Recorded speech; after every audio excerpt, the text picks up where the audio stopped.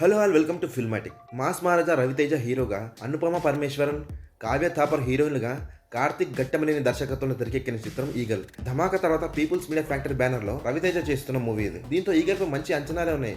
మొదట జనవరి 13న ఈ సినిమాని రిలీజ్ చేయాలని అనుకున్నారు, కానీ సంక్రాంతికి చాలా సినిమాలు రిలీజ్ అవుతూ ఉండడంతో సోలో రిలీజ్ డేట్ కోసం వాయిదా వేశారు. ఈ సినిమా ఈరోజు థియేటర్స్లోకి వచ్చింది. ట్రైలర్స్, పాటలు పాజిటివ్ రెస్పాన్స్ని రాబట్టుకున్నాయి.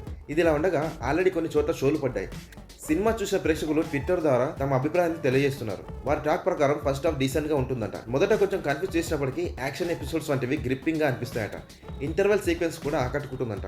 ఇక సెకండ్ హాఫ్ లో వచ్చే ఫ్లాష్ బ్యాక్ ఎపిసోడ్స్ రొటీన్ గా అనిపించిన క్లైమాక్స్ మాత్రం టెక్నికల్ గా నెక్స్ట్ లెవెల్లో ఉంటుందంట. మొత్తంగా ఈ సినిమా స్టైలిష్ యాక్షన్ డ్రామా అని సినిమా చూసిన వాళ్ళు చెబుతున్నారు. టార్గెటెడ్ ఆడియన్స్ కి ఈ మూవీ నచ్చే అవకాశాలు ఎక్కువగానే ఉన్నాయట. మరి మార్నింగ్ షోలు ముగిశాక ఎలాంటి టాక్ వస్తుందో చూడాలి. Thank you for watching this video.